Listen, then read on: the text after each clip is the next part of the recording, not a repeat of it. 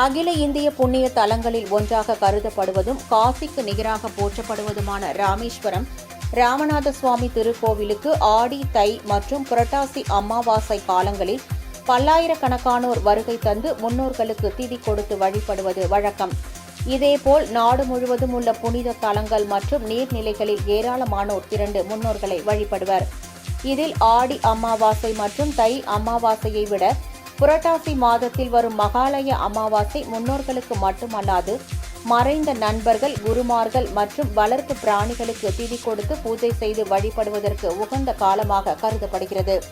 மேலும் மகாலய காலத்தில் முன்னோர்கள் தங்கள் குடும்பத்தினரை காண பூமிக்கு வருவதாக இந்துக்களின் நம்பிக்கையாக உள்ளது.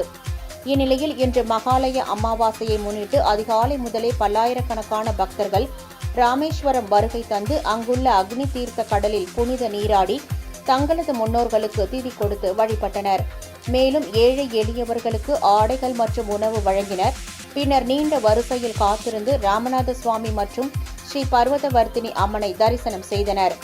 இதேபோல் காசியை விட புண்ணிய தீர்த்தமாக கருதப்படும் திருவாரூர் அருள்மிகு தியாகராஜர் சுவாமி ஆலயத்தில் உள்ள கமலாலய திருக்குளத்தில் ஆயிரக்கணக்கானோர் புனித நீராடி தங்களது முன்னோர்களுக்கு அரிசி, தேங்காய், வாழைப்பழம், வெற்றிலைப்பாக்கு, காய்கறிகள் ஆகியவற்றை வைத்து எள்ளு தண்ணீர் விட்டு தூப தீபம் காட்டி வழிபட்டனர்.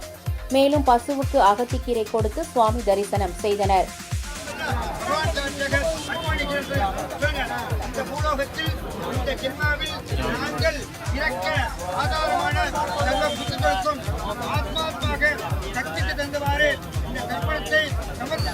கேட்டுக்கொண்டு திருப்தியடைந்து சாந்தியடைந்து தெளிவாக இந்த குடும்பத்தையும் இந்த உள்ளத்தையும் காக்க வேண்டுமாய் எல்லாம் வல்ல பகவான் பூர்த்தி செய்கிறேன்.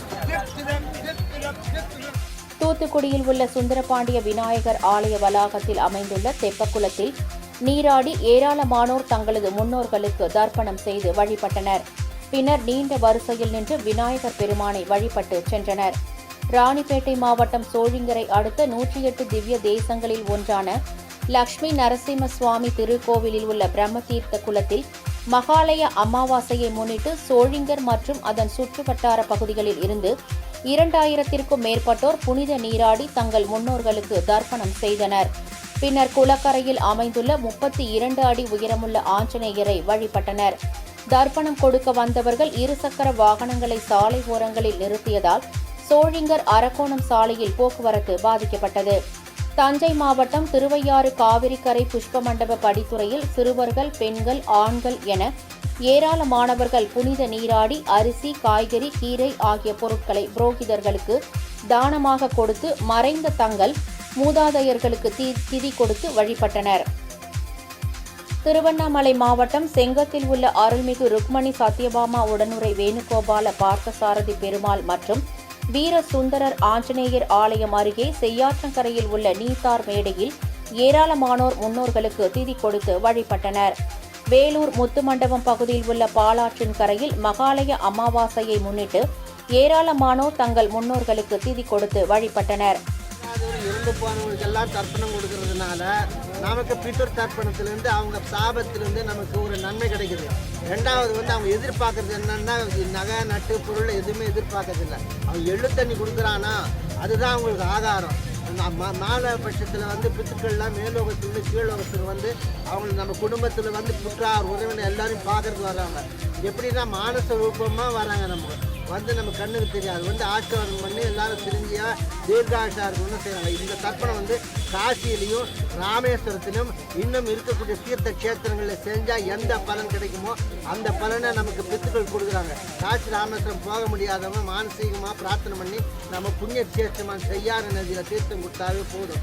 எல்லாரும் பித்துக்களை மனசாக நினைச்சா போதும். இந்த மாலைய பட்சத்தில் அமாவாசை, ஆடி அமாவாசை, தை அமாவாசை, இந்த அமாவாசை ரொம்ப சிறப்பானது. அதுவும் சிறப்பானது மாலையப்பட்ச அமாவாசை. ஏன்னா சில பேர் மாதம் தர்ப்பணம் கொடுக்கவே முடியாது. அதனால் வருஷத்துக்கு ஒரு வாட்டி செய்யாற்றுங்கரையிலையோ குளத்தங்கரையிலையோ தீர்த்த கஷேத்திரத்தை தர்ப்பணம் கொடுத்தோம்னா நமக்கு எல்லா பலனும் கிடைக்குது. இதனால் நமக்கு பித்துக்கள் சந்தோஷமடைந்து குடும்பம் க்ஷேமமாக ஆரோக்கியமாக இருக்குது. அருள் புரியுறாங்க, ஆசீர்வாதம் பண்ணுறாங்க. வாழ்க வளமுடன். காஞ்சிபுரம் வரதராஜ பெருமாள் கோவில் குளத்தில் மகாலய அமாவாசையை முன்னிட்டு தர்ப்பணம் செய்ய பொதுமக்களுக்கு அனுமதி வழங்கப்படாததால் ஏராளமானோர் கோவில் வாசல் மற்றும் சாலைகளில் அமர்ந்து முன்னோர்களுக்கு தர்ப்பணம் கொடுத்தனர். நீர்நிலைகளில் முன்னோர்களுக்கு தர்ப்பணம் செய்ய வேண்டிய நிலையில் சாலையோரத்தில் அமர்ந்து தர்ப்பணம் செய்ய வேண்டிய நிலை ஏற்பட்டதால் பொதுமக்கள் வேதனை அடைந்தனர். மதுரை யானைக்கால் வைகை ஆற்று பகுதி மற்றும் வைகை கரையை ஒட்டியுள்ள பல்வேறு இடங்களிலும் பொதுமக்கள் நீராடி முன்னோர்களுக்கு பச்சரிசி, எள், காய்கறிகள், அகத்திக்கீரை உள்ளிட்ட பொருட்களை வைத்து திதி கொடுத்து வழிபட்டனர். இதேபோல் மதுரை தெப்பக்குளம் பகுதியில் உள்ள முத்தீஸ்வரர் திருக்கோவில் மற்றும் திருப்புவனம் திருக்கோவில்களில் ஏராளமானோர் முன்னோர்களுக்கு தர்ப்பணம் கொடுத்து சுவாமி தரிசனம் செய்தனர். பல்குனி நட்சத்திர யுக்தாயாம் ஏவங்குண சகல விசேஷேண விசிஷ்டாயாம் அஸ்யாம் வர்த்தமானாயாம் மமோபாத்த சமஸ்த துரித ஜயத்வாரா பரமேஸ்வர பிரீத்யர்த்தம் அமாவாஸ்யாம் புண்ணியதிதோ அஸ்மது பித்ருவர்க மாத்ருவர்க அமாவாஸ்ய நிலதர்ப்பணம். மயிலாடுதுறை காவிரி ஆற்றில் 16 தீர்த்த கிணறுகள் அமைந்துள்ள புனித துலா கட்டத்தில் ஆயிரக்கணக்கானோர் நீராடி முன்னோர்களுக்கு திதி கொடுத்து பலி கர்ம பூஜைகள் செய்து வழிபட்டனர். திருச்சி மாவட்டம் முசிறி தொட்டியம் பகுதியில் உள்ள காவிரி ஆற்றில் பொதுமக்கள் புனித நீராடி தங்கள் முன்னோர்களுக்கு திதி கொடுத்து வழிபட்டனர். தென்னகத்தின் காசி என்று அழைக்கப்படுவதும் புகழ்பெற்ற பரிகார தலமாக விளங்கும் பவானி கூடுதுறையில் மகாலய அமாவாசையை முன்னிட்டு ஆயிரக்கணக்கானோர் புனித நீராடி முன்னோர்களுக்கு திதி கொடுத்து வழிபட்டனர். திருமண தடை உள்ளிட்ட பரிகாரங்களுக்காக இளைஞர்கள் மற்றும் இளம் பெண்கள் பவானி கூடுதுறையில் புனித நீராடி சங்கமேஸ்வரரை வழிபட்டனர்.